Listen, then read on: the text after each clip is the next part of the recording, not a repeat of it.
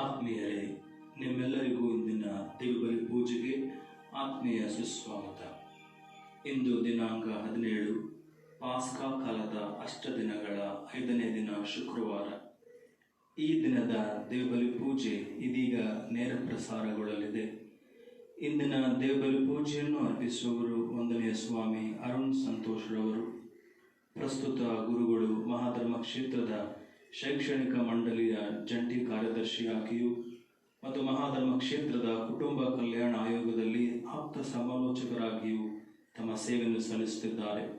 ನಾವು ಗುರುಗಳಿಗೆ ಸುಸ್ವಾಗತವನ್ನು ಕೋರುತ್ತೇವೆ. ಈ ದೇವಬಲಿ ಪೂಜೆಯಲ್ಲಿ ನಾವು ಸಕ್ರಿಯವಾಗಿಯೂ ಭಯಭಕ್ತಿಯಿಂದ ಭಾಗವಹಿಸಿ ಕರುಣಾಳು ದೇವರ ಅನುಗ್ರಹಕ್ಕೆ ಪಾತ್ರರಾಗೋಣ.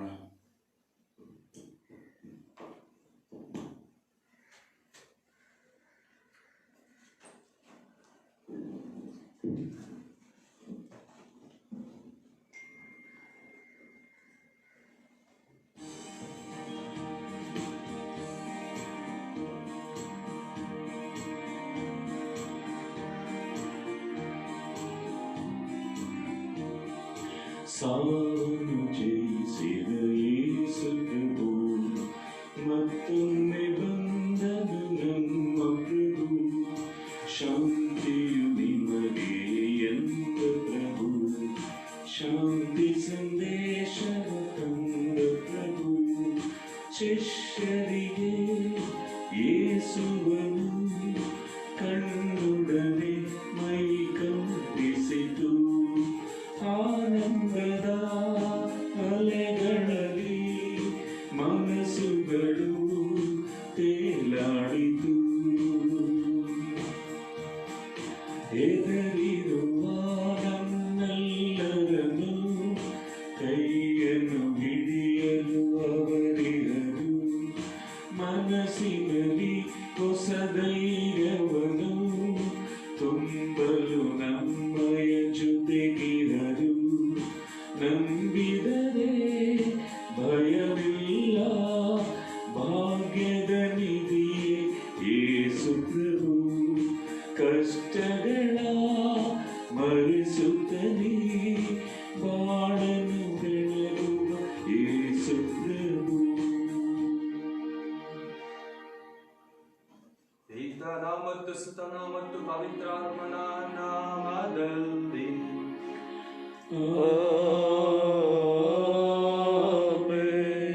ನಮ್ಮ ಪ್ರಭು ಯೇಸು ಕ್ರಿಸ್ತರ ಕೃಪಾವರವು, ದೇವರ ಪ್ರೀತಿಯು, ಪವಿತ್ರಾತ್ಮರ ಅನ್ಯೋನ್ಯತೆಯು ನಿಮ್ಮೆಲ್ಲರೊಡನೆ ಇರಲಿ. ನಿಮ್ಮ ಆತ್ಮದೊಡನೆಯೂ ಇರಲಿ. ಮನೆ ಕಟ್ಟಲು ಬೇಡವೆಂದು ಎಸೆದ ಕಲ್ಲು ಆಯಿತು ನೋಡು ಮುಖ್ಯವಾದ ಮೂಲೆಗಲ್ಲು ಎಂದು ಕೀರ್ತನೆಕಾರ ನಮಗೆ ವಾಚನಾನಂತರದ ಕೀರ್ತನೆಯಲ್ಲಿ ನೆನಪು ಮಾಡುವಾಗ ಇದೇ ವಾಕ್ಯಗಳನ್ನ ಪ್ರಭು ಕ್ರಿಸ್ತರು ತನಗೆ ಹೋಲುವಂತೆ ಹೇಳಿಕೊಳ್ಳುವುದನ್ನ ಶುಭ ಸಂದೇಶದಲ್ಲಿ ನಾವು ಆಲಿಸುತ್ತೇವೆ. ಹೌದು ಪ್ರಿಯರೇ, ಪ್ರಭು ಕ್ರಿಸ್ತರು ನಮ್ಮ ಜೀವನದ ಮೂಲೆಗಲ್ಲು. ಮೂಲೆಗಲ್ಲು ಎಂದಾಗ ಅದು ಮೂಲೆಯಲ್ಲಿರುವುದೆಂದು ಅರ್ಥ ಮಾಡಿಕೊಳ್ಳುವುದಲ್ಲ, ಬದಲಾಗಿ ಕಮಾನು ಆಕಾರದ ಯಾವುದೋ ಒಂದು ಕಟ್ಟಡಗಳನ್ನು ನೋಡಿ, ಆ ರೀತಿಯಲ್ಲಿರುವ ಆಕಾರದ ಒಂದು ಕಟ್ಟಡಗಳನ್ನು ನೋಡಿದಾಗ ಅಲ್ಲಿ ಅನೇಕ ಕಲ್ಲುಗಳಿರುತ್ತದೆ. ಆ ಕಲ್ಲುಗಳಿಗೆ ಮಧ್ಯ ಒಂದು ಕಲ್ಲು ಇರುತ್ತದೆ, ಅದು ಮೂಲೆಗಲ್ಲು ಎನ್ನುವುದು. ಆ ಕಲ್ಲನ್ನ ತೆಗೆದು ಬಿಟ್ಟರೆ ಆ ಕಟ್ಟಡ ತನ್ನ ವಿನ್ಯಾಸವನ್ನೇ ಕಳೆದುಕೊಳ್ಳುತ್ತದೆ ಹಾಗೂ ಬಿದ್ದು ಹೋಗುತ್ತದೆ. ನಮ್ಮ ಜೀವನದಲ್ಲಿರುವ ಪ್ರತಿಯೊಂದು ಸಂಬಂಧಗಳೇ ಆಗಲಿ, ನಮ್ಮಲ್ಲಿರುವ ಶಕ್ತಿಯೇ ಆಗಲಿ, ಹಣವೇ ಆಗಲಿ, ಆಸ್ತಿಯೇ ಆಗಲಿ, ಇವೆಲ್ಲವೂ ನಮ್ಮ ಜೀವನದಲ್ಲಿ ಒಂದು ಕಲ್ಲುಗಳಂತೆ. ಆದರೆ ಅದು ಪ್ರಭು ಕ್ರಿಸ್ತರಲ್ಲಿ ಕೇಂದ್ರೀಕೃತವಾಗದೆ ಹೋದರೆ ನಮ್ಮ ಜೀವನಕ್ಕೆ ಅರ್ಥ ಇರುವುದಿಲ್ಲ. ಅನೇಕ ಸಂದರ್ಭಗಳಲ್ಲಿ ಪ್ರಿಯರೇ, ಅದರಲ್ಲೂ ವಿಶೇಷವಾಗಿ ನಮ್ಮ ಜೀವನದಲ್ಲಿ ಅಹಿತಕರ ಘಟನೆಗಳು ನಡೆದಾಗ ಪ್ರಭು ಕ್ರಿಸ್ತರನ್ನೇ ತೊರೆದು ಬಿಟ್ಟಿರುತ್ತೇವೆ. ಮೂಲೆಗಲ್ಲಾಗಿ ಇರಿಸಿಕೊಳ್ಳದೆ ಅವರನ್ನ ಮೂಲೆಯಲ್ಲಿ ಇರಿಸಿರುತ್ತೇವೆ. ಅಂಥ ಎಲ್ಲ ಕ್ಷಣಗಳಿಗೆ ದಯಾಮಯ ದೇವರಲ್ಲಿ ಕ್ಷಮೆಯನ್ನು ಬೇಡೋಣ ಹಾಗೂ ಪ್ರಭು ಕ್ರಿಸ್ತರನ್ನೇ ನಮ್ಮ ಜೀವನದ ಆಧಾರವನ್ನಾಗಿರಿಸಿಕೊಳ್ಳಲು ಬೇಕಾದ ವರದಾನಕ್ಕಾಗಿ ಇಂದಿನ ಬಲಿಪೂಜೆಯಲ್ಲಿ ವಿಶೇಷವಾಗಿ ಪ್ರಾರ್ಥಿಸೋಣ.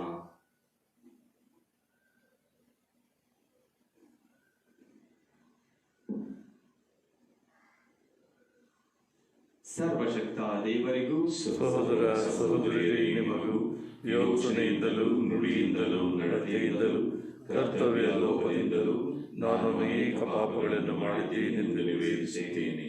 ನನ್ನ ಪಾಪವೇ, ನನ್ನ ಪಾಪವೇ, ನನ್ನ ಮಹಾಪಾಪವೇ.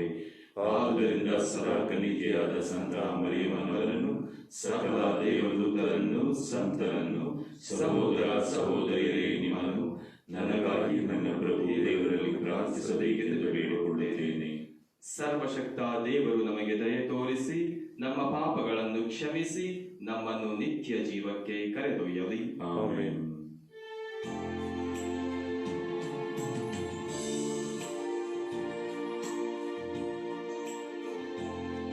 ಪ್ರಭು ದಯೆ ತೋರಿರಿ, ಪ್ರಭು ದಯೆ ತೋರಿ, ಕ್ರಿಸ್ತರೇ ದಯೆ ತೋರಿ, ಕ್ರಿಸ್ತರೇ ದಯೆ ತೋರಿ, ಪ್ರಭು ದಯೆ ತೋರಿ, ಪ್ರಭು ದಯೆ ತೋರಿ.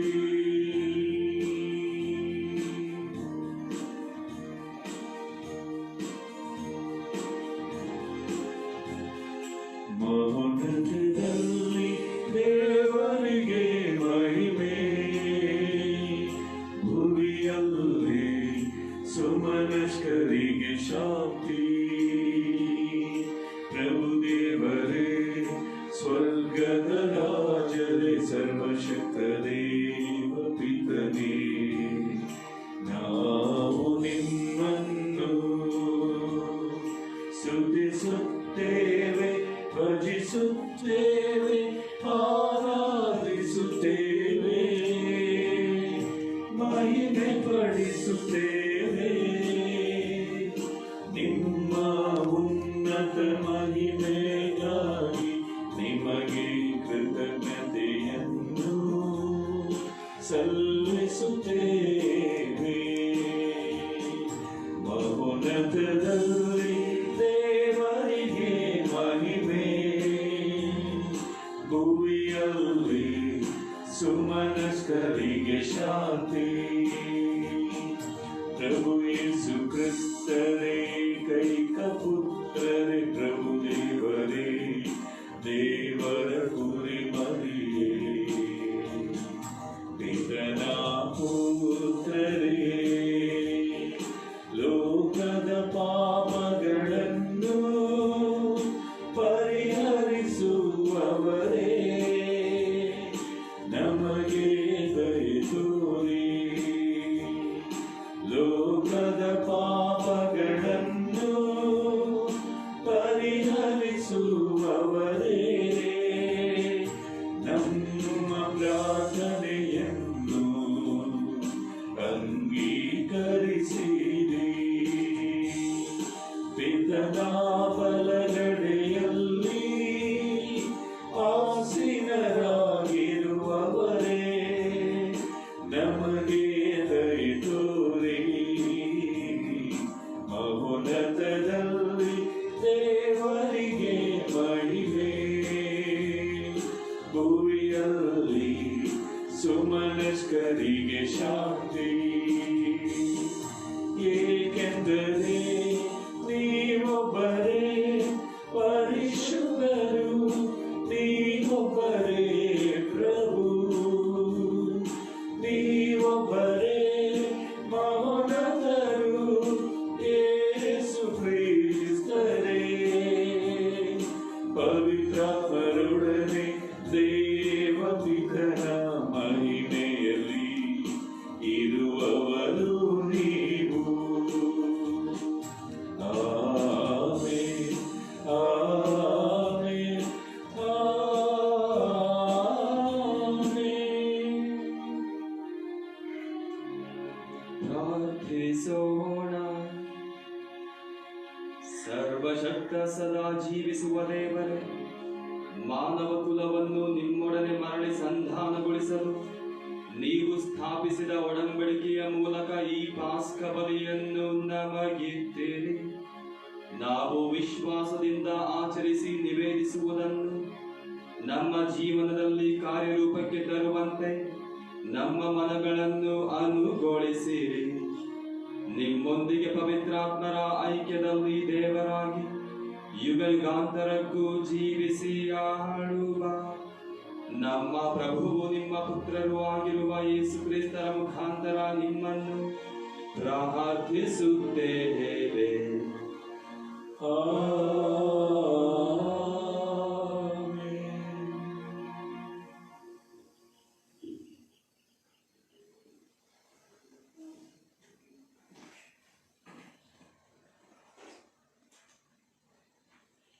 ಪ್ರೇಷಿತರ ಕಾರ್ಯಕಲಾಪಗಳಿಂದ ಇಂದಿನ ಮೊದಲನೆಯ ವಾಚನ.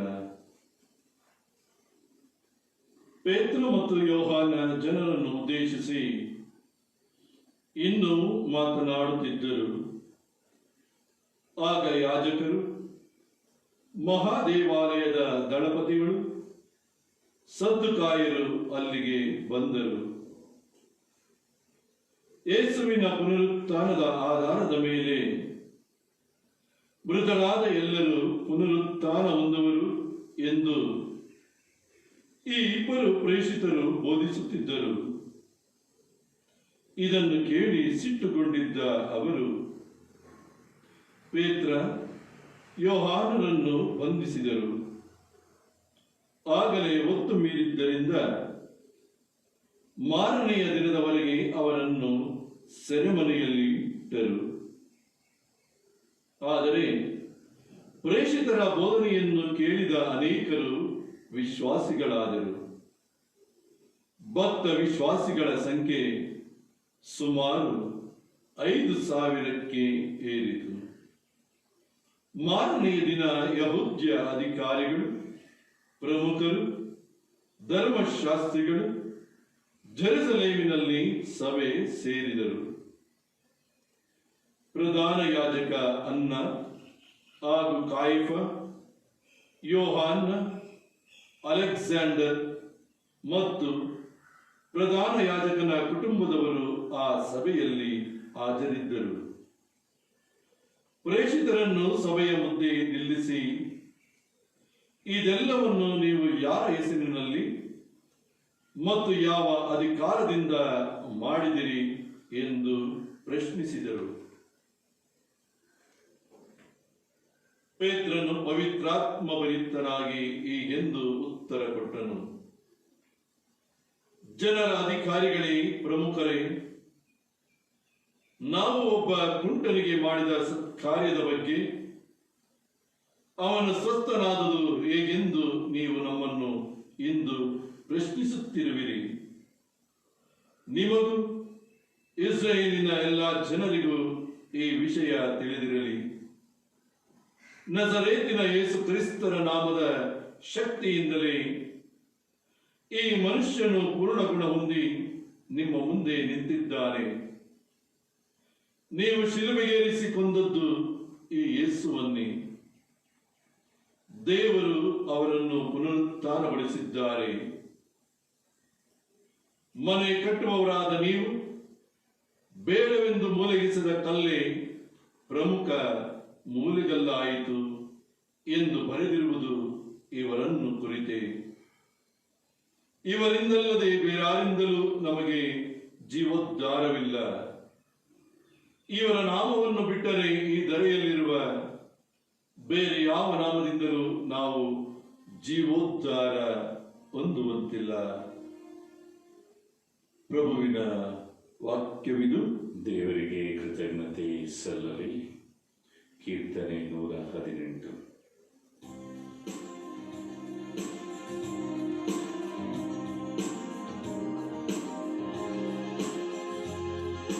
ಮನೆ ಕಟ್ಟುವವರು ಮೂಲೆಗಿಸಿದ ಕಲ್ಲು ಆಯಿತು ನೋಡು ಮುಖ್ಯವಾದ ಮೂಲೆಗಲ್ಲು.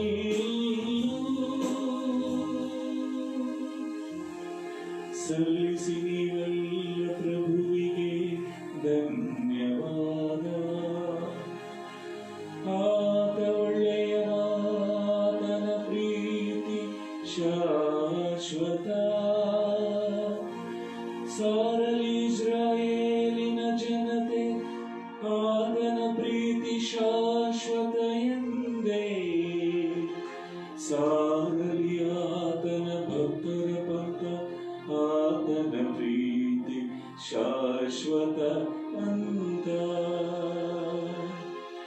ಮನೆ ಕಟ್ಟುವವರೇ ಮೂಲೆಗೆಸೆದ ಕಲ್ಲು, ಆಯಿತು ನೋಡು ಮುಖ್ಯವಾದ ಮೂಲೆಗಲ್ಲು. ಮನೆ ಕಟ್ಟುವವರು ಮೂಲೆಗೆಸೆದ ಕಲ್ಲು, ಆಯಿತು ನೋಡು ಮುಖ್ಯವಾದ ಮೂಲೆಗಲ್ಲು. ಪ್ರಭುವಿನಿಂದಲೇ ಆದ ಈ ಕಾರ್ಯ ನಮ್ಮ ಕಣ್ಣಿಗೆ ಅದೆಂತ ಆಶ್ಚರ್ಯ. ಪ್ರಭುವೆ ನಿಯೋಜಿಸಿದ ದಿನವಿದು. ಮನೆ ಕಟ್ಟುವವರೇ ಮೂಲೆಗೆಸೆದ ಕಲ್ಲು, ಆಯಿತು ನೋಡು ಮುಖ್ಯವಾದ ಮೂಲೆಗಲ್ಲು.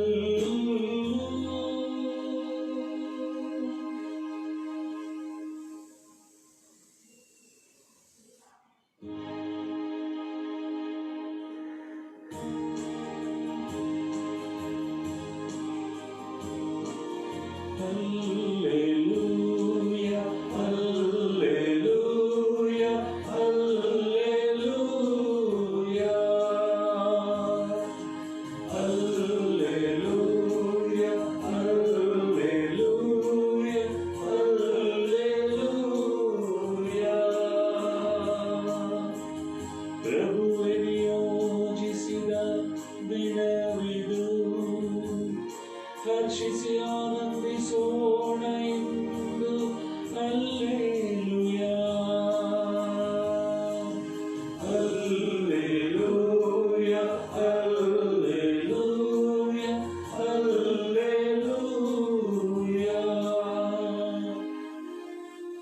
ಪ್ರಭು ನಿಮ್ಮೊಡನೆ ಇರಲಿ, ನಿಮ್ಮ ಆತ್ಮದೊಡನೆಯೂ ಇರಲಿ. ಯೋಹಾನನು ಬರೆದ ಪವಿತ್ರ ಶುಭ ಸಂದೇಶದಿಂದ ವಾಚನ. ಪ್ರಭು ನಿಮಗೆ ಮಹಿಮೆ ಸಲ್ಲಲಿ. ಯೇಸು ಸ್ವಾಮಿ ತಮ್ಮ ಶಿಷ್ಯರಿಗೆ ಮತ್ತೊಮ್ಮೆ ತಿಬೇರಿಯ ಸರೋವರದ ಬಳಿ ಕಾಣಿಸಿಕೊಂಡರು. ಅದು ಹೀಗೆ ನಡೆಯಿತು. ಸಿಮೋನ ಪೇತ್ರನು, ದಿದುಮನೆಂಬ ತೋಮನು, ಗಲಿಲೆಯದ ಕಾನ ಊರಿನ ನತಾನಯೇಲನು, ಜೆಬೆದಾಯನ ಪುತ್ರರು ಮತ್ತು ಯೇಸುವಿನ ಇನ್ನಿಬ್ಬರು ಶಿಷ್ಯರು ಒಟ್ಟಿಗೆ ಸೇರಿದ್ದರು. ಆಗ ಸಿಮೋನ ಪೇತ್ರನು, ನಾನು ಮೀನು ಹಿಡಿಯಲು ಹೋಗುತ್ತೇನೆ ಎಂದನು. ಮಿಕ್ಕವರು, ನಾವು ನಿನ್ನೊಡನೆ ಬರುತ್ತೇವೆ ಎಂದರು. ಅವರೆಲ್ಲರೂ ಹೊರಟು ದೋಣಿಯನ್ನು ಹತ್ತಿದರು. ಆ ರಾತ್ರಿಯೆಲ್ಲ ಅವರಿಗೆ ಒಂದು ಮೀನು ಸಿಗಲಿಲ್ಲ. ಬೆಳಗಾಗುವಷ್ಟರಲ್ಲಿ ಯೇಸು ತೀರದಲ್ಲಿ ನಿಂತಿದ್ದರು.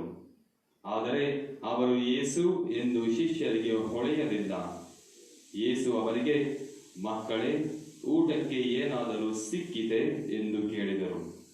ಏನೂ ಇಲ್ಲ ಎಂದರು ಅವರು. ದೋಣಿಯ ಬಲಗಳಿಗೆ ಬಲೆ ಬೀಸಿರಿ, ಮೀನುಗಳು ಸಿಗುತ್ತವೆ ಎಂದು ಯೇಸು ಹೇಳಲು ಅವರು ಹಾಗೆಯೇ ಮಾಡಿದರು. ಆಗ ಮೀನುಗಳು ರಾಶಿ ರಾಶಿಯಾಗಿ ಸಿಕ್ಕಿದವು. ಬಲೆಯನ್ನು ಎಳೆಯಲು ಆಗದೆ ಹೋಯಿತು. ಆಗ ಯೇಸುವಿನ ಆಪ್ತ ಶಿಷ್ಯರು ಪೇತ್ರನಿಗೆ, ಅವರೇ ಪ್ರಭು ಎಂದನು. ಪ್ರಭುವೆಂದು ಕೇಳಿದ್ದೇ ತಡ. ಬರಿ ಮೈಯಲ್ಲಿದ್ದ ಪೇತ್ರನು ಬಟ್ಟೆಯನ್ನು ಹಾಕಿಕೊಂಡು ನೀರಿಗೆ ಧುಮುಕಿದನು. ಮಿಕ್ಕ ಶಿಷ್ಯರು ಮೀನು ತುಂಬಿದ್ದ ಬಲೆಯನ್ನು ಎಳೆಯುತ್ತಾ ಸುಮಾರು 300 ಅಡಿ ದೂರದಲ್ಲಿದ್ದ ದಡಕ್ಕೆ ದೋಣಿಯಲ್ಲೇ ಬಂದರು. ಅವರು ದಡವನ್ನು ಸೇರಿದಾಗ ಅಲ್ಲಿ ಇದ್ದಲಿನ ಬೆಂಕಿ ಮಾಡಲಾಗಿತ್ತು. ಕೆಂಡದ ಮೇಲೆ ಮೀನುಗಳಿದ್ದವು, ರೊಟ್ಟಿಯೂ ಅಲ್ಲಿತ್ತು. ಯೇಸು ಅವರಿಗೆ, ನೀವು ಈಗ ತಾನೇ ಹಿಡಿದ ಮೀನುಗಳಲ್ಲಿ ಕೆಲವನ್ನು ತನ್ನಿ ಎಂದು ಹೇಳಿದರು. ಸಿಮೋನ ಪೇತ್ರನು ದೋಣಿಯನ್ನು ಹತ್ತಿ ಬಲೆಯನ್ನು ದಡಕ್ಕೆ ಎಳೆದು ತಂದನು. ಬಲೆಯ ತುಂಬಾ ದೊಡ್ಡ ಮೀನುಗಳು, ಒಟ್ಟಿಗೆ 153 ಇದ್ದವು. ಅಷ್ಟು ಮೀನುಗಳಿದ್ದರೂ ಬಲೆಯು ಹರಿದಿರಲಿಲ್ಲ. ಯೇಸು ಅವರಿಗೆ, ಬಂದು ಊಟ ಮಾಡಿ ಎಂದು ಅವರನ್ನು ಕರೆದರು. ಅವರು ಪ್ರಭುವೆಂದು ಅರಿತಿದ್ದ ಕಾರಣ ಶಿಷ್ಯರಲ್ಲಿ ಒಬ್ಬನಿಗಾದರೂ ನೀವು ಯಾರು ಎಂದು ಕೇಳುವಷ್ಟು ಧೈರ್ಯ ಇರಲಿಲ್ಲ. ಯೇಸು ಹತ್ತಿರಕ್ಕೆ ಬಂದು ರೊಟ್ಟಿಯನ್ನು ತೆಗೆದುಕೊಂಡು ಅವರಿಗೆ ಕೊಟ್ಟರು, ಹಾಗೆಯೇ ಮೀನನ್ನು ಕೊಟ್ಟರು. ಯೇಸು ಜೀವಂತರಾಗಿ ಎದ್ದ ಬಳಿಕ ತಮ್ಮ ಶಿಷ್ಯರಿಗೆ ಕಾಣಿಸಿಕೊಂಡಿದ್ದು ಇದು 3ನೆಯ ಬಾರಿ. ಪ್ರಭುವಿನ ಶುಭ ಸಂದೇಶ. ಕ್ರಿಸ್ತರೇ ನಿಮಗೆ ಸ್ತುತಿ ಸಲ್ಲಲಿ. ಕ್ರಿಸ್ತೇಸುವಿನಲ್ಲಿ ಆತ್ಮೀಯ ಸಹೋದರ ಸಹೋದರಿಯರೇ, ಮಾನವರಾದ ನಾವು ನಮ್ಮ ಜೀವನದಲ್ಲಿ ಅನೇಕ ಹೊಸ ಕೆಲಸಗಳನ್ನ ಕೈಗೆತ್ತಿಕೊಳ್ಳುತ್ತೇವೆ. ಆ ಕೆಲಸಗಳಲ್ಲಿ ಯಶಸ್ಸನ್ನ ಪಡೆಯಲು ಹಾಗೂ ಆ ಕೆಲಸಗಳನ್ನ ನಾವು ಅಚ್ಚುಕಟ್ಟಾಗಿ ನೆರವೇರಿಸಲು ನಮಗೆ ಶಕ್ತಿ, ಬಲ ಹಾಗೂ ಪ್ರತಿಭೆಗಳು ಮಾತ್ರವಿದ್ದರೆ ಸಾಲದು. ಗುರಿ ಅಥವಾ ಉದ್ದೇಶವು ಕೂಡ ಅಷ್ಟೇ ಮುಖ್ಯ. ಖ್ಯಾತ ಮನಃಶಾಸ್ತ್ರಜ್ಞ ವಿಕ್ಟರ್ ಫ್ರಾಂಕ್ ತಾವು ಬರೆದ ಮ್ಯಾನ್ಸ್ ಸರ್ಚ್ ಫಾರ್ ಮೀನಿಂಗ್ ಎಂಬ ಪುಸ್ತಕದಲ್ಲಿ ಸುಂದರವಾದ ಮಾತೊಂದನ್ನು ಹೇಳುತ್ತಾರೆ. Once you know your why, you can survive anyhow. ನಾನು ಯಾತಕ್ಕಾಗಿ ಜೀವಿಸುತ್ತಿದ್ದೇನೆ, ನನ್ನ ಜೀವನದ ಮುಖ್ಯ ಉದ್ದೇಶ ಏನು ಎಂಬುದನ್ನು ಅರ್ಥ ಮಾಡಿಕೊಂಡರೆ ಬರುವ ಎಲ್ಲಾ ಅಹಿತಕರ ಘಟನೆಗಳನ್ನೇ ಆಗಲಿ, ಕಷ್ಟದ ಶೋಧನೆಯ ಸಂದರ್ಭಗಳನ್ನೇ ಆಗಲಿ ನಾವು ಹೇಗಾದರೂ ಸಹಿಸಿಕೊಳ್ಳುತ್ತೇವೆ, ಹೇಗಾದರೂ ಜಯಿಸುತ್ತೇವೆ. ಹೀಗಿರುವಾಗ ಪ್ರಿಯರೇ, ನಮ್ಮ ಜೀವನದ ಉದ್ದೇಶವೇನು? ಕಥೋಲಿಕ ಧರ್ಮೋಪದೇಶ ನಮಗೆ ತಿಳಿಸುವಂತೆ ನಮ್ಮ ಜೀವನದ ಉದ್ದೇಶ ದೇವರನ್ನ ಅರಿಯುವುದು, ದೇವರನ್ನ ಪ್ರೀತಿಸುವುದು, ದೇವರಿಗೆ ಸೇವೆ ಮಾಡುವುದು ಹಾಗೂ ಅವರೊಂದಿಗೆ ಸಂತೋಷವಾಗಿರುವುದು. ಈ ಉದ್ದೇಶಗಳನ್ನು ನಾವು ನೆರವೇರಿಸುವುದು ನಮ್ಮ ಪ್ರತಿಭೆಯಿಂದ ಮಾತ್ರವಲ್ಲ, ನಮ್ಮಲ್ಲಿರುವ ಶಕ್ತಿ ಹಾಗೂ ಬಲದಿಂದ ಮಾತ್ರವಲ್ಲ, ಬದಲಾಗಿ ಸರ್ವೇಶ್ವರನ ಆಶೀರ್ವಾದದಿಂದ, ಅವರನ್ನ ಆಶ್ರಯಿಸಿಕೊಂಡು ಬಾಳುವುದರಿಂದ. ಶುಭ ಸಂದೇಶದಲ್ಲಿ ನಾವು ಕಾಣುತ್ತೇವೆ ಪೇತ್ರನಿಗೆ ಆದ ಘಟನೆಗಳನ್ನ ಹಾಗೂ ಪೇತ್ರನ ಜೀವನದಲ್ಲಿ ನಡೆದ ಸನ್ನಿವೇಶಗಳನ್ನ. ಮೀನು ಹಿಡಿಯುವವನನ್ನ ಮನುಷ್ಯರನ್ನು ಹಿಡಿಯುವುದಕ್ಕಾಗಿ ಯೇಸು ಆರಿಸಿಕೊಂಡಿದ್ದರು. ಅವರ ನಾಯಕನ ಸಾವು ಆತನ ಜೀವನದಲ್ಲಾದ ಅಹಿತಕರ ಘಟನೆ. ಆ ಅಹಿತಕರ ಘಟನೆಯಿಂದ ತನ್ನ ಜೀವನದ ದಿಕ್ಕನ್ನೇ ಮರೆತು ಬಿಟ್ಟು ಪೇತ್ರನೆಂದು ಹೊಸದಾಗಿ ಹೆಸರನ್ನು ಪಡೆದರೂ ಸಹ ಹಳೆಯ ಸಿಮೋನನಂತೆ ನಾನು ಮೀನು ಹಿಡಿಯುತ್ತೇನೆ ಎಂದು ತನ್ನ ಶಕ್ತಿಯನ್ನ ಹಂಬಲಿಸಿ, ಆ ಶಕ್ತಿಯನ್ನು ಅವನು ಅವಲಂಬಿಸಿ ಮತ್ತೆ ಹಳೆಯ ಸಿಮೋನನಾಗಿ ಜೀವಿಸಲು ಹೋಗುವುದನ್ನು ನಾವು ಕಾಣುತ್ತೇವೆ. ಆದರೆ ಪ್ರಭು ಕ್ರಿಸ್ತರು ಮತ್ತೊಮ್ಮೆ ಅವನನ್ನು ಅವನ ಉದ್ದೇಶದಲ್ಲಿ, ಜೀವನದ ಗುರಿಯಲ್ಲಿ ಬಲಪಡಿಸುವುದನ್ನು ನೋಡಿ ಅದ್ಭುತಕರವಾದ ಸನ್ನಿವೇಶ. ಹೇಗೆ ನಮ್ಮ ಚಲನಚಿತ್ರಗಳಲ್ಲಿ ವ್ಯಕ್ತಿಯೊಬ್ಬ ತನ್ನ ಊರನ್ನು, ತನ್ನ ಮೂಲವನ್ನು ಮರೆತು ಹೋಗಿದ್ದರೆ, ತನ್ನ ಉದ್ದೇಶವನ್ನು ಮರೆತು ಹೋಗಿದ್ದರೆ, ಅವನ ಜೀವನದಲ್ಲಾದ ಘಟನೆಯನ್ನ ಪುನರಾವರ್ತಿಸುವುದರ ಮೂಲಕ ಅವನ ಮೂಲವನ್ನು ಕಂಡುಹಿಡಿಯುತ್ತಾರೆ. ಅದು ಹಾಡಿನ ಮೂಲಕವಾಗಿರಬಹುದು, ಭೇಟಿ ಮಾಡಿದ ಸ್ಥಳವಾಗಿರಬಹುದು, ಅಥವಾ ವ್ಯಕ್ತಿಗಳಾಗಿರಬಹುದು, ಅಥವಾ ಘಟನೆಯಾಗಿರಬಹುದು. ಮೀನು ಹಿಡಿಯುವುದನ್ನ ಬಿಟ್ಟು ಮನುಷ್ಯರನ್ನ ಹಿಡಿಯುವುದಕ್ಕೋಸ್ಕರ ಪೇತ್ರನನ್ನು ಆರಿಸಿಕೊಂಡಿದ್ದರು. ಅವನು ತನ್ನ ಜೀವನದ ಗುರಿಯನ್ನ ಮರೆತಾಗ ಮತ್ತೆ ಅದೇ ಮೀನು ಹಿಡಿಯುವ ಸಂದರ್ಭದಲ್ಲಿ ಪ್ರಭು ಕ್ರಿಸ್ತರು ಪ್ರತ್ಯಕ್ಷರಾಗುವುದರ ಮೂಲಕ ಅವನನ್ನು ತನ್ನ ಉದ್ದೇಶದಲ್ಲಿ, ಗುರಿಯಲ್ಲಿ ಬಲಪಡಿಸುತ್ತಾರೆ. 153 ಮೀನುಗಳನ್ನ ಹಿಡಿದರು ಎಂದು ನಾವು ಶುಭ ಸಂದೇಶದಲ್ಲಿ ಆಲಿಸಿದೆವು. ಯೋಹಾನನು ಬರೆದ ಈ ಶುಭ ಸಂದೇಶದಲ್ಲಿ 153 ಎಂಬ ಸಂಖ್ಯೆಯನ್ನು ಯಾಕೆ ಬರೆದರು ಎಂದು ನಿಶ್ಚಿತವಾಗಿ ಹೇಳಲು ಸಾಧ್ಯವಾಗುವುದಿಲ್ಲ. ಆದರೆ ಅನೇಕ ಖ್ಯಾತ ದೈವಶಾಸ್ತ್ರಜ್ಞರು ಹೇಳುವಂತೆ ಅಂದಿನ ಕಾಲದಲ್ಲಿ 153 ರಾಷ್ಟ್ರಗಳಿದ್ದವಂತೆ. 153 ರಾಷ್ಟ್ರಗಳಿಗೆಂದರೆ ಇಡೀ ಪ್ರಪಂಚಕ್ಕೆ ನೀವು ನನ್ನನ್ನು ಬೋಧಿಸಬೇಕು ಎಂದು ಹೇಳುವುದು ಒಂದು ಅರ್ಥವಾದರೆ, 153 ದೊಡ್ಡ ಸಂಖ್ಯೆ. ನೀವು ಮಾಡಬೇಕಾದ ಕೆಲಸ ಇನ್ನೂ ಎಷ್ಟೋ ಇದೆ ಎಂದು ಹೇಳುತ್ತಾ ತಮ್ಮ ಉದ್ದೇಶವನ್ನ, ತಮ್ಮ ಜೀವನದ ಗುರಿಯನ್ನ ಮತ್ತೊಮ್ಮೆ ಅವರಿಗೆ ನೆನಪು ಮಾಡಿಕೊಡುತ್ತಾ ಅದೇ ಜೀವನದ ಉದ್ದೇಶದಲ್ಲಿ ಅವರನ್ನು ಬಲಪಡಿಸುತ್ತಾರೆ. ಪ್ರಿಯರೇ, ಅನೇಕ ಸಂದರ್ಭಗಳಲ್ಲಿ, ಅನೇಕ ರೀತಿಯಲ್ಲಿ ನಾವು ಸಹ ಪೇತ್ರನಂತೆ ನಮ್ಮ ಜೀವನದಲ್ಲಿ ಅಹಿತಕರ ಘಟನೆಗಳು ನಡೆದಾಗ, ಕಷ್ಟದ ಸನ್ನಿವೇಶಗಳು ಬಂದಾಗ ನಮ್ಮ ಜೀವನದ ಗುರಿ ಮತ್ತು ಉದ್ದೇಶವನ್ನೇ ಮರೆತು ಬಿಟ್ಟು ನಮ್ಮ ಸ್ವಾರ್ಥ ಸಾಧನೆಗೆ ಮುಂದಾಗುತ್ತೇವೆ. ಯೋಚನೆ ಮಾಡೋಣ ಪ್ರಿಯರೇ, ನಮ್ಮ ಜೀವನವನ್ನ ಯಾವುದನ್ನ ನಮ್ಮ ಜೀವನದಲ್ಲಿ ಮುಖ್ಯ ಆಧಾರವನ್ನಾಗಿ ಇಟ್ಟುಕೊಂಡಿದ್ದೇವೆ?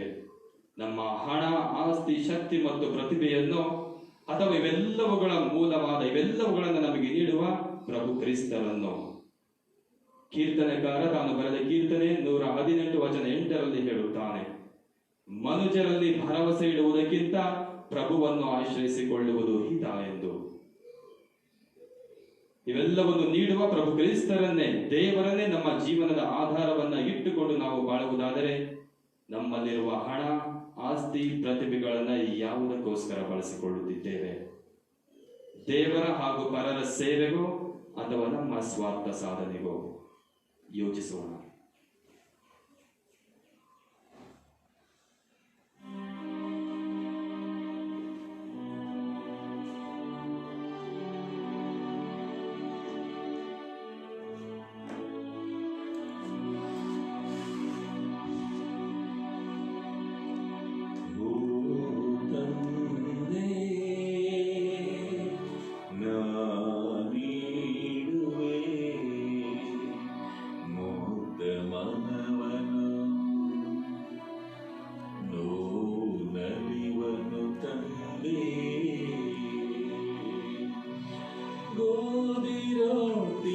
ದ್ರಾಕ್ಷರಸವು ತ್ಯಾಗ ಪ್ರೀತಿಯ ಚಿಹ್ನೆಯು, ಯೇಸು ದೇಹ ಪೂಜ್ಯ ರಕ್ತ ನನ್ನ ಬಾಳಿಗೆ ಕೊಡುಗೆಯು, ಪ್ರಭುವೆ ಸ್ವೀಕರಿಸು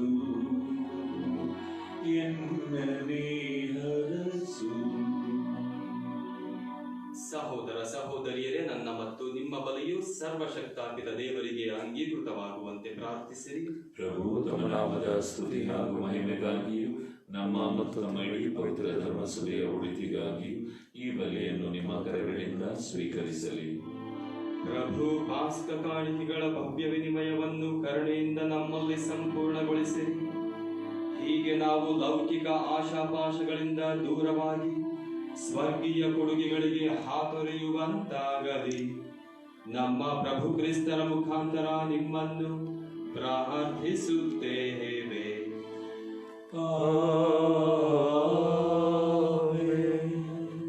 ಪ್ರಭು ನಿಮ್ಮೊಡನೆ ಇರಲಿ, ನಿಮ್ಮ ಆತ್ಮದಲ್ಲಿರಲಿ. ನಿಮ್ಮ ಹೃದಯಗಳನ್ನು ಮೇಲಕ್ಕೆತ್ತಿರಿ. ಪ್ರಭುವಿನ ಕಡೆಗೆ ಎತ್ತಿದ್ದೇವೆ. ನಮ್ಮ ಪ್ರಭು ದೇವರಿಗೆ ಕೃತಜ್ಞತೆಯನ್ನು ಸಲ್ಲಿಸೋಣ. ಅದು ಯೋಗ್ಯ ಮತ್ತು ನ್ಯಾಯವಾಗಿದೆ.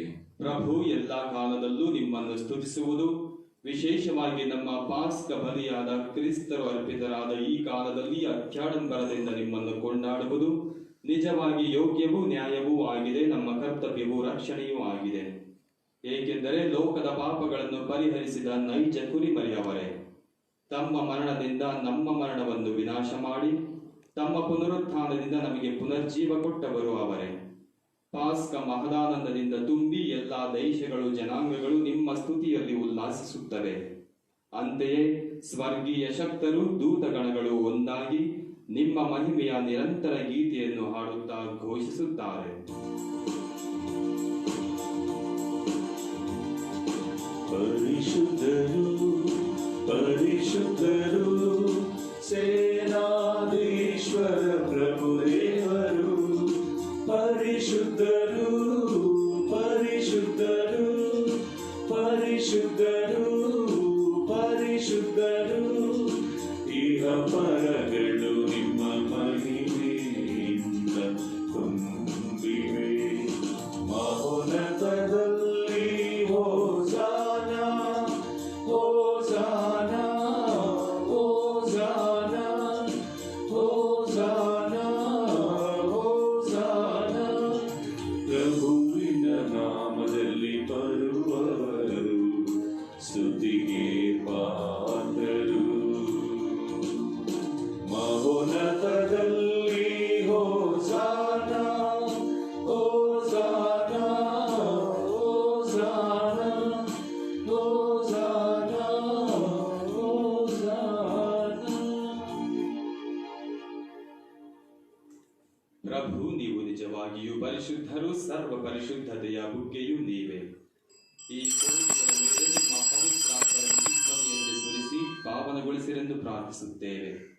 ನಮಗಿವು ನಮ್ಮ ಪ್ರಭು ಯೇಸು ಕ್ರಿಸ್ತರ ಶರೀರ ಮತ್ತು ರಕ್ತವಾಗುವಂತೆ ಮಾಡಿರಿ. ಅವರನ್ನು ಪರಾಧೀನ ಮಾಡಲಾದ ಸಮಯದಲ್ಲಿ ಸ್ವ ಇಚ್ಛೆಯಿಂದ ತಮ್ಮ ಯಾತನೆಗೆ ಒಳಗಾದಾಗ ಅವರು ರೊಟ್ಟಿಯನ್ನು ತೆಗೆದುಕೊಂಡು ಕೃತಜ್ಞತೆಯನ್ನು ಸಲ್ಲಿಸಿ ಅದನ್ನು ಮುರಿದು ತಮ್ಮ ಶಿಷ್ಯರಿಗೆ ಕೊಡುತ್ತಾ ಹೀಗೆಂದರು, ತೆಗೆದುಕೊಳ್ಳಿ, ಇದನ್ನು ನೀವೆಲ್ಲರೂ ಭುಜಿಸಿರಿ, ಏಕೆಂದರೆ ಇದು ನಿಮಗಾಗಿ ಒಪ್ಪಿಸಲಾಗುವ ನನ್ನ ಶರೀರ.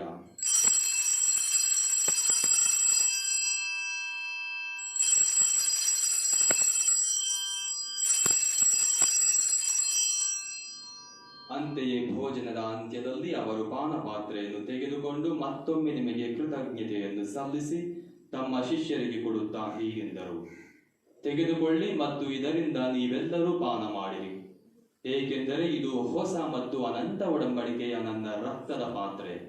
ಈ ರಕ್ತವು ನಿಮ್ಮ ಹಾಗೂ ಅನೇಕರ ಪಾಪಗಳ ಪರಿಹಾರಕ್ಕಾಗಿ ಸುರಿಸಲಾಗುವುದು. ಇದನ್ನು ನನ್ನ ಸ್ಮರಣೆಗಾಗಿ ಮಾಡಿರಿ.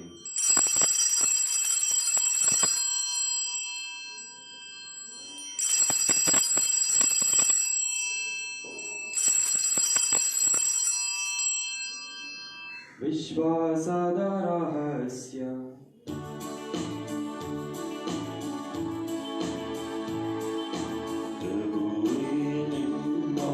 ಮರಣವನ್ನು ಸಾರುತ್ತೇವೆ,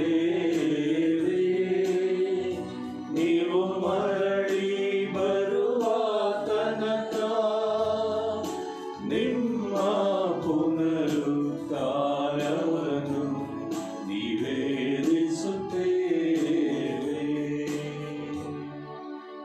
ಆದುದರಿಂದ ಪ್ರಭು ನಿಮ್ಮ ಸಮ್ಮುಖದಲ್ಲಿ ನಿಂತು ಸೇವೆ ಸಲ್ಲಿಸಲು ನಮ್ಮನ್ನು ಯೋಗ್ಯರೆಂದು ಪರಿಗಣಿಸಿದ್ದಕ್ಕಾಗಿ ನಿಮಗೆ ಕೃತಜ್ಞತೆಯನ್ನು ಸಲ್ಲಿಸುತ್ತೇವೆ. ಕ್ರಿಸ್ತರ ಮರಣ ಮತ್ತು ಪುನರುತ್ಥಾನದ ಸ್ಮರಣೆಯನ್ನು ಆಚರಿಸುತ್ತಾ ಜೀವವೀವ ರೊಟ್ಟಿಯನ್ನು ರಕ್ಷಣೆಯನ್ನೀಯುವ ಪಾತ್ರೆಯನ್ನು ನಿಮಗೆ ಅರ್ಪಿಸುತ್ತೇವೆ. ಕ್ರಿಸ್ತರ ಶರೀರ ಮತ್ತು ರಕ್ತದಲ್ಲಿ ಪಾಲ್ಗೊಳ್ಳುವ ನಮ್ಮನ್ನು ಪವಿತ್ರಾತ್ಮರು ಒಂದುಗೂಡಿಸಬೇಕೆಂದು ನಿಮ್ಮನ್ನು ವಿನಯದಿಂದ ಭಿನ್ನಯಿಸುತ್ತೇವೆ. ಪ್ರಭು, ನಿಮ್ಮ ವಿಶ್ವವ್ಯಾಪಿ ಧರ್ಮಸಭೆಯನ್ನು ಸ್ಮರಿಸಿಕೊಳ್ಳಿರಿ. ನಮ್ಮ ವಿಶ್ವಗುರು ಫ್ರಾನ್ಸಿಸ್ ಅವರೊಂದಿಗೂ ನಮ್ಮ ಧರ್ಮಾಧ್ಯಕ್ಷ ಪೀಟರ್ ಅವರೊಂದಿಗೂ ಸಕಲ ಯಾಜಕರೊಂದಿಗೂ ಅದನ್ನು ಪ್ರೀತಿಯ ಪರಿಪೂರ್ಣತೆಯೆಡೆಗೆ ಮುನ್ನಡೆಸಿರಿ.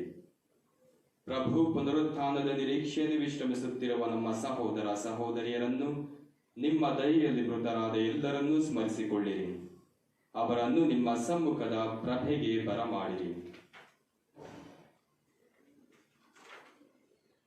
ನಮ್ಮ ಮೇಲೂ ದಯೆ ತೋರಿರಿ.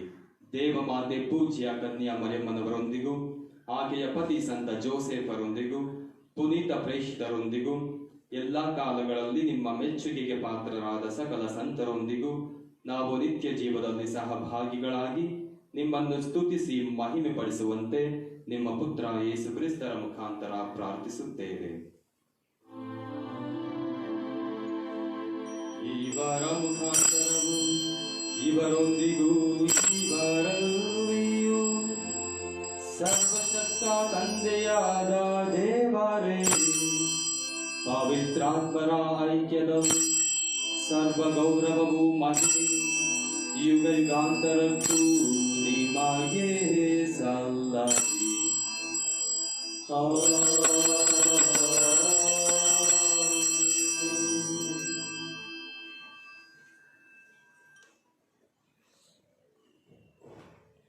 ರಕ್ಷಕರ ಆಜ್ಞೆಯ ಪ್ರಕಾರ ಮತ್ತು ದೈವ ಬೋಧನೆಯಿಂದ ಶಿಕ್ಷಿತರಾಗಿ ಧೈರ್ಯದಿಂದ ನಾವು ಹೇಳುವುದೇನೆಂದರೆ, ಸ್ವರ್ಗದಲ್ಲಿರುವ ನಮ್ಮ ತಂದೆಯೇ, ನಿಮ್ಮ ನಾಮ ಪೂಜಿತವಾಗಲಿ, ನಿಮ್ಮ ರಾಜ್ಯ ಬರಲಿ, ನಿಮ್ಮ ಚಿತ್ತ ಸ್ವರ್ಗದಲ್ಲಿ ನೆರವೇರುವ ಪ್ರಕಾರ ಭೂಮಿಯಲ್ಲಿಯೂ ನೆರವೇರಲಿ. ನಮ್ಮ ಅನುದಿನದ ಆಹಾರವನ್ನು ಇಂದು ನಮಗೆ ನೀಡಿರಿ. ನಮಗೆ ತಪ್ಪು ಮಾಡಿದವರನ್ನು ನಾವು ಕ್ಷಮಿಸುವ ಪ್ರಕಾರ ನಮ್ಮ ಪಾಪಗಳನ್ನು ಕ್ಷಮಿಸಿರಿ. ನಮ್ಮನ್ನು ಶೋಧನೆಗೆ ಒಳಪಡಿಸದೆ ಕೇಡಿನಿಂದ ನಮ್ಮನ್ನು ರಕ್ಷಿಸಿರಿ. ಪ್ರಭು, ಸಕಲ ಕೇಡುಗಳಿಂದ ನಮ್ಮನ್ನು ರಕ್ಷಿಸಿರೆಂದು ಪ್ರಾರ್ಥಿಸುತ್ತೇವೆ. ನಿಮ್ಮ ದಯೆಯ ನೆರವನ್ನು ಪಡೆದು ಪಾಪದಿಂದ ಸದಾ ವಿಮುಕ್ತರಾಗಿ ಎಲ್ಲಾ ಸಂಕಷ್ಟಗಳಿಂದ ಸುರಕ್ಷಿತರಾಗಿರುವಂತೆ ನಮ್ಮ ಜೀವಮಾನದಲ್ಲಿ ಶಾಂತಿಯನ್ನು ದಯೆಯಿಂದ ಕರುಣಿಸಿರಿ. ನಾವು ಸ್ವರ್ಗಾನಂದವನ್ನು, ನಮ್ಮ ರಕ್ಷಕ ಯೇಸು ಕ್ರಿಸ್ತರ ಆಗಮನವನ್ನು ನಿರೀಕ್ಷಿಸುತ್ತಿದ್ದೇವೆ. ಏಕೆಂದರೆ ರಾಜ್ಯಭಾರವು, ಅಧಿಕಾರವು, ಮಹಿಮೆಯು ಯುಗ ಯುಗಾಂತರಕ್ಕೂ ನಿಮ್ಮದೇ. ಪ್ರಭು ಯೇಸು ಕ್ರಿಸ್ತರೇ, ನಿಮ್ಮ ಪ್ರೇಷಿತರಿಗೆ ನಿಮಗೆ ಶಾಂತಿಯನ್ನು ಬಿಟ್ಟು ಹೋಗುತ್ತೇನೆ, ನನ್ನ ಶಾಂತಿಯನ್ನೇ ನಿಮಗೆ ಕೊಡುತ್ತೇನೆ ಎಂದು ಹೇಳಿದ್ದೀರಿ. ನಮ್ಮ ಪಾಪಗಳನ್ನು ಲಕ್ಷಿಸದೆ ನಿಮ್ಮ ಧರ್ಮಸಭೆಯ ವಿಶ್ವಾಸವನ್ನು ವೀಕ್ಷಿಸಿರಿ. ಅದಕ್ಕೆ ನಿಮ್ಮ ಚಿತ್ತದ ಪ್ರಕಾರ ಶಾಂತಿಯನ್ನು, ಐಕ್ಯತೆಯನ್ನು ದಯೆಯಿಂದ ದಯಪಾಲಿಸಿರಿ. ಯುಗಯುಗಾಂತರಕ್ಕೂ ಜೀವಿಸಿ ಆಳುವ ನಿಮ್ಮನ್ನು ಪ್ರಾರ್ಥಿಸುತ್ತೇವೆ. ಆಮೆನ್. ಪ್ರಭುವಿನ ಶಾಂತಿ ಸದಾ ನಿಮ್ಮಲ್ಲಿರಲಿ, ನಿಮ್ಮ ಆತ್ಮದೊಡನೆಯೂ ಇರಲಿ. ಪರಸ್ಪರ ಶಾಂತಿಯನ್ನು ಕೋರೋಣ. ಲೋಕದ ಪಾಪಗಳನ್ನು ಪರಿಹರಿಸುವ ದೇವರ ಕುರಿಮರಿಯೇ, ನಮಗೆ ದಯೆ ತೋರಿ. ಲೋಕದ ಪಾಪಗಳನ್ನು ಪರಿಹರಿಸುವ ದೇವರ ಕುರಿಮರಿಯೇ, ನಮಗೆ ದಯೆ ತೋರಿ. ಲೋಕದ ಪಾಪಗಳನ್ನು ಪರಿಹರಿಸುವ ದೇವರ ಕುರಿಮರಿಯೇ, ನಮಗೆ ಶಾಂತಿ ನೀಡಿರಿ.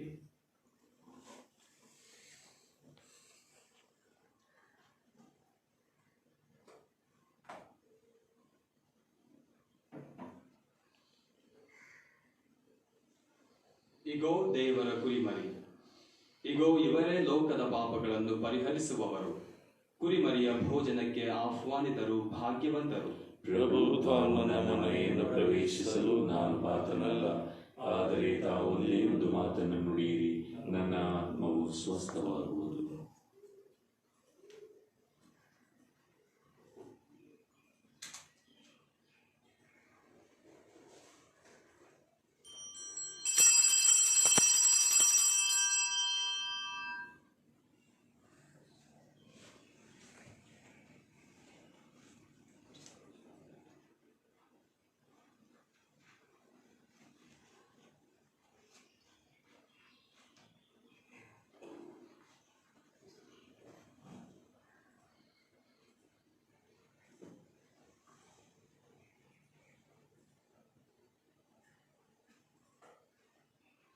ಆಧ್ಯಾತ್ಮಿಕ ಪರಮ ಪ್ರಸಾದ ಸ್ವೀಕಾರ ಪ್ರಾರ್ಥನೆ.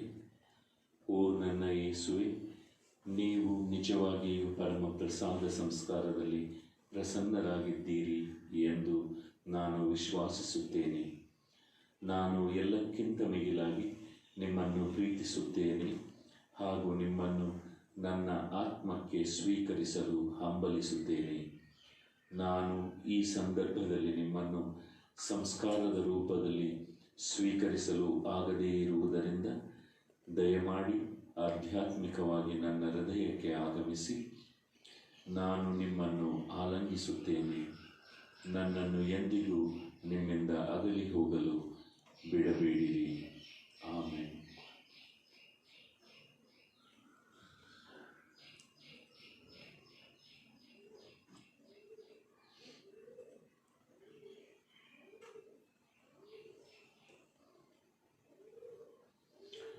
ಕೊರೋನಾ ವೈರಸ್ ನಾಶಕ್ಕಾಗಿ ಪ್ರಾರ್ಥನೆ. ಸರ್ವಶಕ್ತ ಮತ್ತು ದಯಾಮಯ ತಂದೆ ದೇವರೇ, ಜಗತ್ತಿನೆಲ್ಲೆಡೆಯೂ ಕೊರೋನಾ ವೈರಸ್ನಿಂದ ಬಾಧಿಸಲ್ಪಟ್ಟಿರುವವರಿಗಾಗಿ ನಾವು ಮಾಡುವ ಪ್ರಾರ್ಥನೆಯನ್ನು ಪ್ರಸನ್ನತೆಯಿಂದ ಆಲಿಸಿರಿ. ಈ ಮಹಾ ಸೋಂಕಿನಿಂದ ಸಂಕಷ್ಟದಲ್ಲಿರುವ ಕುಟುಂಬಗಳಿಗಾಗಿ, ಸೋಂಕು ತಗುಲಿರುವ ವ್ಯಾಧಿಸ್ಥರಿಗೆ ತಾವು ಸೌಖ್ಯವನ್ನು ದಯಪಾಲಿಸಿ ಅತಿ ಶೀಘ್ರದಲ್ಲಿ ಈ ವೈರಸ್ ಅಂಟು ರೋಗ ಹತೋಟಿಗೆ ತರಬೇಕೆಂದು ಪ್ರಾರ್ಥಿಸುತ್ತೇವೆ. ಈ ರೋಗಕ್ಕೆ ಚುಚ್ಚುಮದ್ದನ್ನು ಕಂಡುಹಿಡಿಯಲು ಶ್ರಮಿಸುತ್ತಿರುವ ವೈದ್ಯರಿಗಾಗಿ, ಸಂಶೋಧಕರಿಗಾಗಿ ನಾವು ಪ್ರಾರ್ಥಿಸುತ್ತೇವೆ. ಅತಿ ಶೀಘ್ರದಲ್ಲಿ ಅವರು ಈ ರೋಗಕ್ಕೆ ಔಷಧಿಯನ್ನು ಕಂಡುಹಿಡಿಯುವಂತಾಗಲಿ. ನಮ್ಮ ಸರ್ಕಾರದ ಸಕಲ ಸಿಬ್ಬಂದಿಗಳಿಗೂ, ಆರೋಗ್ಯ ಮತ್ತು ಕುಟುಂಬ ಕಲ್ಯಾಣ ಸೇವೆಯಲ್ಲಿರುವವರಿಗೂ, ಪೊಲೀಸ್ ಸಿಬ್ಬಂದಿ, ರೈತರು, ದೂರ ಸಂಪರ್ಕ, ವಿದ್ಯುತ್ ಶಕ್ತಿ ಸರಬರಾಜು ಈ ಸಂಸ್ಥೆಗಳಲ್ಲಿರುವ ವ್ಯಕ್ತಿಗಳಿಗಾಗಿಯೂ ನಾವು ಪ್ರಾರ್ಥಿಸುತ್ತೇವೆ. ಜನರ ಅಭ್ಯುದಯಕ್ಕಾಗಿ ಅವರು ತಕ್ಕ ಶ್ರಮಗಳನ್ನು ಕೈಗೊಳ್ಳುವಂತೆ ಅವರನ್ನು ಪ್ರೇರೇಪಿಸಿರಿ. ಈ ಪ್ರಾರ್ಥನೆಯನ್ನು ನಾವು ಪ್ರಭು ಯೇಸು ಕ್ರಿಸ್ತರ ಮುಖಾಂತರ ನಿಮ್ಮಲ್ಲಿ ಪ್ರಾರ್ಥಿಸುತ್ತೇವೆ. ಆಮೆನ್. ಪ್ರಾರ್ಥಿಸೋಣ. ಪ್ರಭು, ನಿಮ್ಮ ಕರುಣೆಯಿಂದ ನೀವು ರಕ್ಷಿಸಿದವರನ್ನು ಸುರಕ್ಷಿತವಾಗಿ ಕಾಪಾಡಿರಿ. ನಿಮ್ಮ ಪುತ್ರರ ಯಾತನೆಯ ಮೂಲಕ ರಕ್ಷಣೆ ಹೊಂದಿದ ಇವರು ಅವರ ಪುನರುತ್ಥಾನದಲ್ಲಿಯೂ ಆನಂದಿಸುವಂತೆ ಅನುಗ್ರಹಿಸಿರಿ. ನಮ್ಮ ಪ್ರಭು ಕ್ರಿಸ್ತರ ಮುಖಾಂತರ ನಿಮ್ಮನ್ನು ಪ್ರಾರ್ಥಿಸುತ್ತೇವೆ.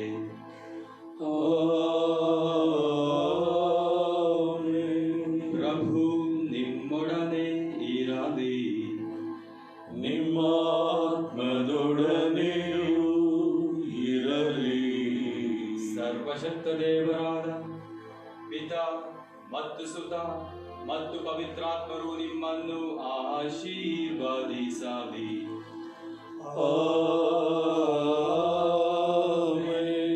ಹೋಗಿ ಬನ್ನಿ, ಬಲಿಯರ್ಪಣೆ ಮುಗಿಯಿತು. Hallelujah, hallelujah.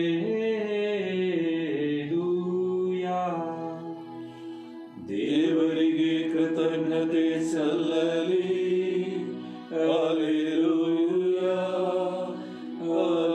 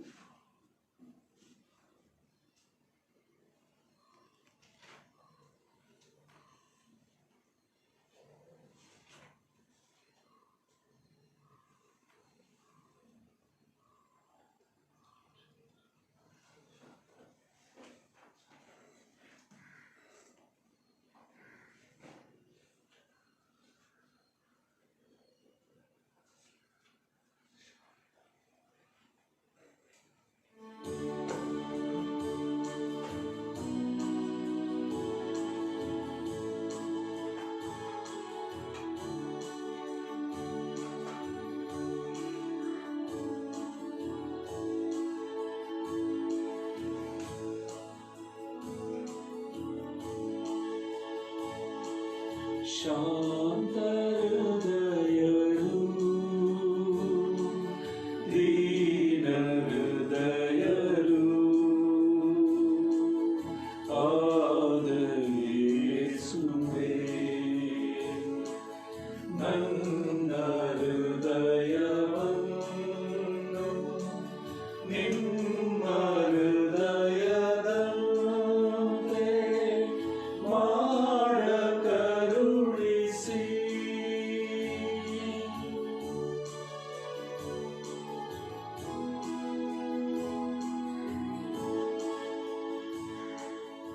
ನಮ್ಮ ಬಗ್ಗೆ ಪ್ರಸನ್ನರಾಗಿರುವ ಪುನರುತ್ಥಾನಿ ಯೇಸುವೆ, ನಿಮ್ಮ ಜೀವದಾಯಕ ನುಡಿಗಳಿಗಾಗಿ ನಾವು ನಿಮಗೆ ಧನ್ಯವಾದಗಳನ್ನು ಸಲ್ಲಿಸುತ್ತೇವೆ.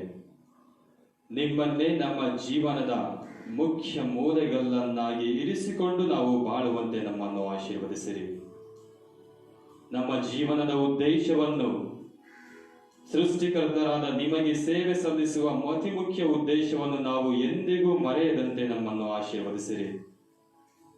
ಬರುವ ಅಹಿತಕರ ಘಟನೆಗಳಲ್ಲಿ, ಕಷ್ಟದ ಸನ್ನಿವೇಶಗಳಲ್ಲಿ, ನೋವಿನ ಸನ್ನಿವೇಶಗಳಲ್ಲಿ, ಶೋಧನೆಯ ಸಂದರ್ಭಗಳಲ್ಲಿ ಅವೆಲ್ಲವುಗಳನ್ನು ಜಯಿಸಿದ ನೀವು ನಮಗೆ ಶಕ್ತಿದಾಯಕರಾಗಿ ನಮ್ಮೊಂದಿಗೆ ಇರುತ್ತೀರಿ ಎಂಬ ಭರವಸೆಯಿಂದ ನಾವು ಬಾಳುವಂತೆ ಮಾಡ ಕರುಣಿಸಿರಿ. ಇನ್ನು ವಿಶೇಷವಾಗಿ ಅನೇಕ ರೀತಿಯಲ್ಲಿ ರೋಗಕ್ಕೆ ತುತ್ತಾಗಿ ಆ ರೋಗ ಎಲ್ಲ ಕಡೆ ಹರಡುವಾಗ ಆ ಅಹಿತಕರ ಘಟನೆಯನ್ನು ಕಂಡು ನಾವು ಅದರಿಂದ ಭಯಗೊಳ್ಳದೆ ಭರವಸೆಯನ್ನು ತುಂಬಿದ ಜೀವದಾಯಕ ದೇವರಾದ ನಿಮ್ಮಲ್ಲಿ ವಿಶ್ವಾಸವನ್ನಿರಿಸಿ ಬಾಳುವಂತೆ ಮಾಡ ಕರುಣಿಸಿರಿ. ಆ ರೋಗಕ್ಕೆ ತುತ್ತಾದ ಪ್ರತಿಯೊಬ್ಬ ವ್ಯಕ್ತಿಯನ್ನು ಆಶೀರ್ವದಿಸಿರಿ. ಕೊನೆಯುಸಿರೆಳೆದವರಿಗೆ ನಿತ್ಯ ಜೀವದ ಸೌಭಾಗ್ಯವನ್ನು ಕರುಣಿಸಿರಿ. ಹಾಗೂ ನಿಮ್ಮ ಅಮೃತ ಹಸ್ತವನ್ನು, ಸೌಖ್ಯದಾಯಕ ಹಸ್ತವನ್ನು ಆ ರೋಗಕ್ಕೆ ತುತ್ತಾದ ಪ್ರತಿಯೊಬ್ಬ ವ್ಯಕ್ತಿಯ ಮೇಲೆ ನೀಡಿ ಅವರನ್ನು ಆಶೀರ್ವದಿಸಿರಿ. ಅವರು ಶೀಘ್ರವಾಗಿ ಗುಣಮುಖರಾಗುವಂತಾಗಲಿ. ಹಾಗೂ ಎಲ್ಲ ರೀತಿಯ ಮುಂಜಾಗ್ರತೆಯ ಕ್ರಮವನ್ನು ಚಾಚು ತಪ್ಪದೆ ವಹಿಸಿ ನೀವು ನೀಡುವ ಹೊಸ ಜೀವನಕ್ಕೆ, ನಿಮ್ಮ ಆಶೀರ್ವಾದಕ್ಕೆ ನಾವೆಲ್ಲರೂ ಪಾತ್ರರಾಗಿ ಹೊಸ ಜೀವನವನ್ನು ಭರವಸೆ ಹಾಗೂ ಧೈರ್ಯದಿಂದ ಜೀವಿಸುವಂತೆ ನಮ್ಮೆಲ್ಲರನ್ನು ಆಶೀರ್ವದಿಸಿರಿ.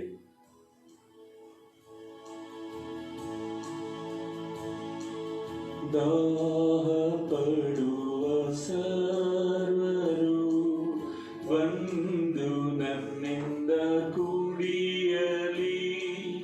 ಹರಿವುದೆನ್ನ ಹೃದಯದಿಂದ ಜೀವ ಜಲದ ನದಿಗಳು.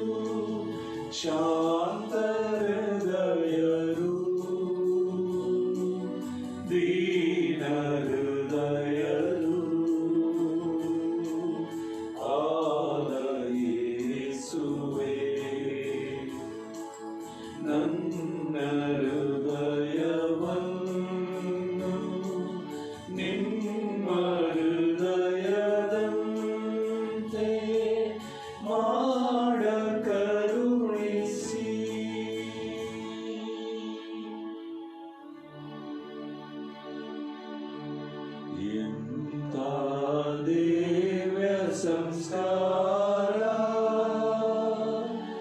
ಬಾಗಿ ವಂದಿಸೋಣ. ಹಳೆಯಾಜ್ಞೆ ಹೊಸ ವಿಧಿಗೆ ಎಡೆಯಿಟ್ಟು ನಿಂತಿದೆ ಇಂದ್ರಿಯಾತ್ರಿತ್ವವಾದನ್ನು. ವಿಶ್ವಾಸವು ತೋರಲಿ ಪಿತನಿಗೂ ಸುತನಿಗೂ ಇರುವರೆಂದೋರಡುವ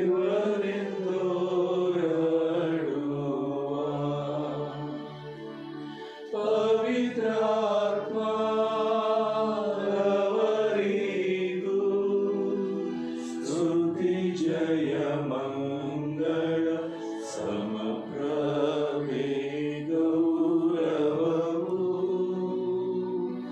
ಮಹಿಮೆಯು ಸಲ್ಲಲಿ.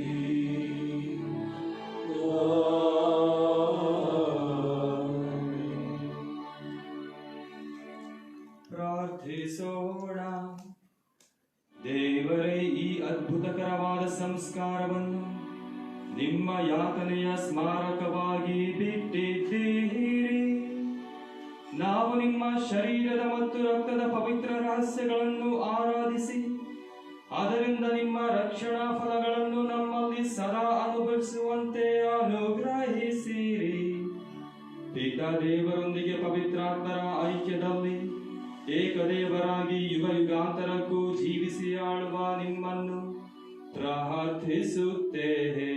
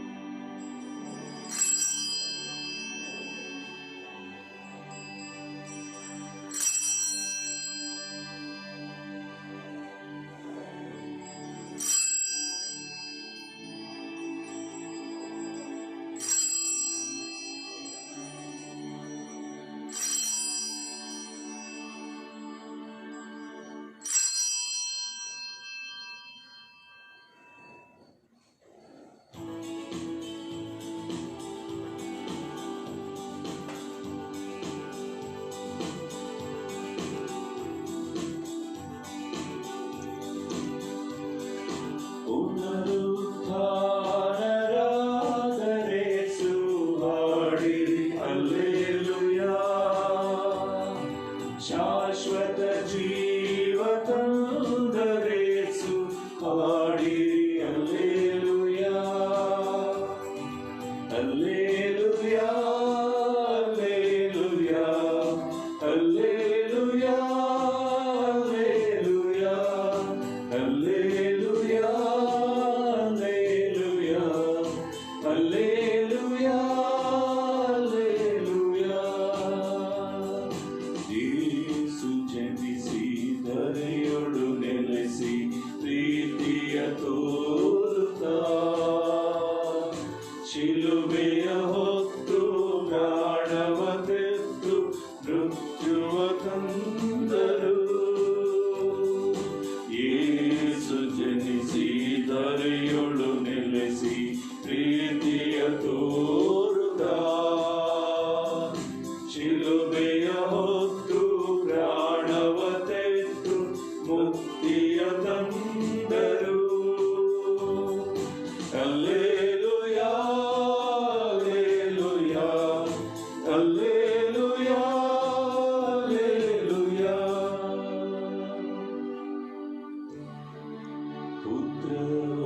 ಪುತ್ರರೊಳಗೂಡಿ ಹರಸೆ ಮರುತಾಯಿ. ಪವಿತ್ರ ಶಿಲುಬೆಯ ಗುರುತಿನ ಮೂಲಕ ನಮ್ಮ ವೈರಿಗಳಿಂದ ನಮ್ಮನ್ನು ರಕ್ಷಿಸಿರಿ. ನಮ್ಮ ಸರ್ವೇಶ್ವರ ಪಿತನ ಸುತನ ಮತ್ತು ಪವಿತ್ರಾತ್ಮರ ನಾಮದಲ್ಲಿ